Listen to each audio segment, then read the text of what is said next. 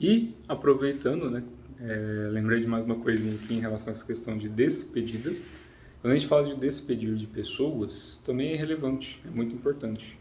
Porque a gente muda o tempo todo, sem exceção, né? Por exemplo, quem me conheceu há 30, eu estou com 40 anos, quem me conheceu há 30 anos atrás, não é o mesmo que está aqui sentado agora. Quem me conheceu há 20, quem me conheceu há 10, quem me conheceu há 5, também não é. Mas quer dizer que você mentiu em relação a quem você era uma outra pessoa, você é um entrante nesse corpo? Não.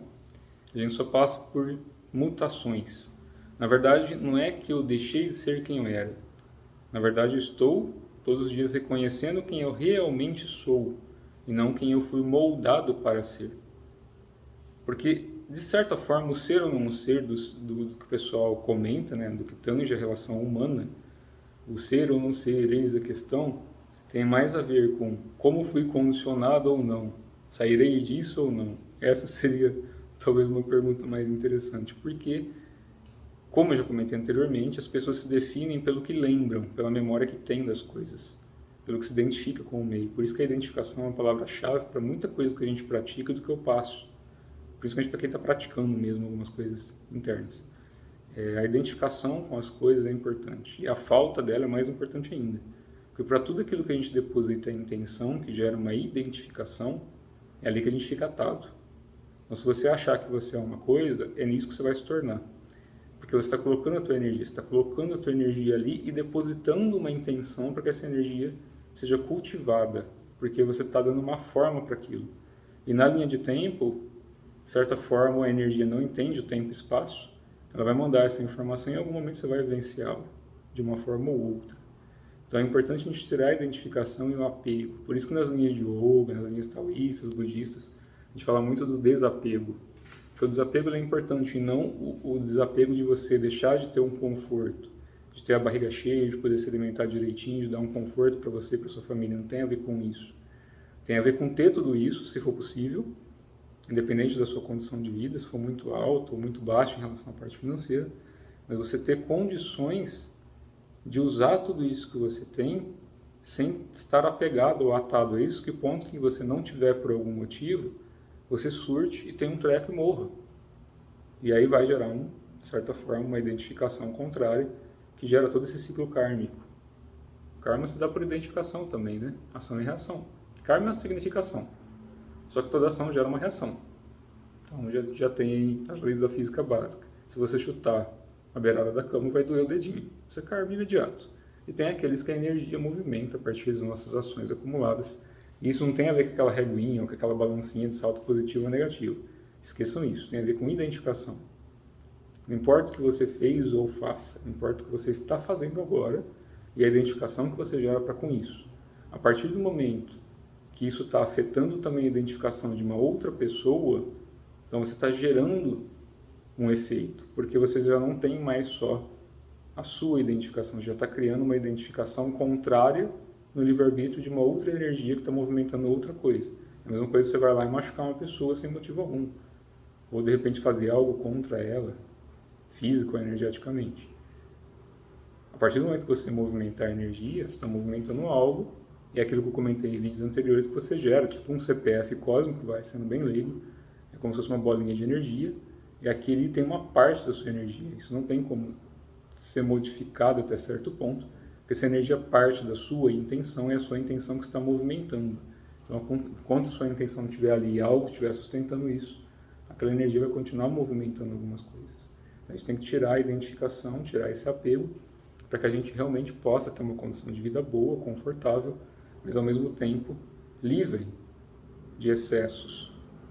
Eu levei muito tempo, se é que eu entendi isso. Eu não quero ser arrogante ou vaidoso nesse ponto, pelo amor de Deus, mas eu pensei muito quando eu comecei a estudar essas coisas. Uma das primeiras pessoas que eu tive acesso a material e a conhecer algumas coisas foi o Wagner Borges, já comentei. Wagner Borges, isso lá em 2000, 2001, alguma coisa assim. E logo em seguida já tive muito contato com o material, as coisas do Chico Xavier, que eu tenho um profundo respeito e admiração em todos os níveis e sentidos, por quem ele foi, por quem ele é atualmente na espiritualidade. Mas eu levei muito tempo para entender o que era aquele negócio que o Chico falava principalmente, e eu ouvia muita gente falar nesses meios, né, nesses grandes mestres, são exemplos para as pessoas, a questão da humildade, do desapego, não sei o quê, é meio estranho, porque a gente é criado, né, a partir do momento que a gente nasce, começa tomando tapa, a gente é criado para competir, se identifica e gera uma memória do que é certo e errado, do que é bom ou ruim. Isso gera um ciclo vicioso muito complexo. E quando a gente tem que se desapegar das coisas, isso é necessário, a questão da despedida é importante em relação a familiares e parentes. Não como um abandono. Tem muita gente que vai para esse meio espiritualista e começa a ignorar a família, maltratar os outros, a bater porta na cara porque está meditando. Isso é arrogância, é vaidade. Está completamente fora de qualquer coisa ensinado por qualquer professor, por qualquer mestre sério. Então, a partir do momento que você se torna mais compassivo e mais humilde, você está demonstrando a sua espiritualidade. Não é sendo rude, grosseiro ou raivoso com as pessoas. Ou usando daquilo que você pratica para dar um tapa na cara da pessoa, para falar que você é melhor do que as pessoas ou sabe mais que as pessoas. Eu repito-se sempre porque é uma verdade. Minha verdade. Eu não sou dono da verdade. Por isso que eu falo isso em todo santo vídeo. Pelo menos tento falar em todos os que eu lembro. Eu não sou dono da verdade. Porque a verdade não tem dono. A vontade é um estado de identificação com o certo e errado em relação àquilo que a gente conhece. Que é bem limitadinho, bem pequenininho. Então, quando a gente aprende a se despedir aos pouquinhos dessas pequenas coisinhas, que é isso que eu estava comentando no vídeo anterior, quando a gente tira a identificação das pequenas coisinhas que nos ensinaram, e não tem nada de errado, porque também quem ensinou aprendeu dessa forma, porque todo mundo que tenta nos convencer de algo é porque aquela certeza, ou ela está usando para nos beneficiar ou para nos prejudicar. Porque se fosse de maneira neutra, não teria uma certeza ou uma imposição sobre o certo ou errado.